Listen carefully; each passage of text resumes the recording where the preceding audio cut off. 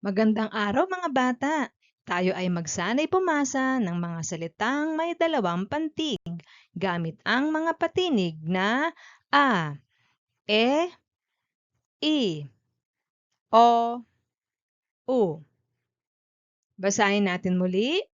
A, e, i, o, u. Ito ay mga patinig. A, ma, ama, a, pa, apa, a, ba, aba, ama, apa, aba.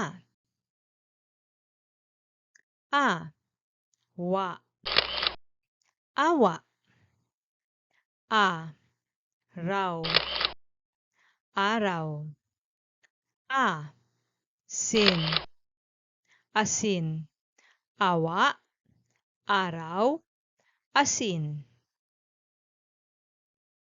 E, mu, emu, i, sa, isa, i, na, ina, emu, isa, ina.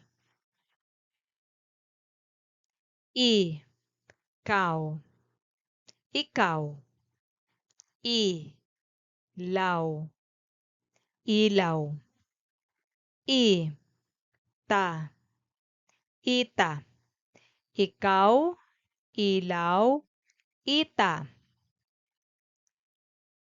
O, so, oso, o, to, oto, o, tap, otap, oso, oto, otap.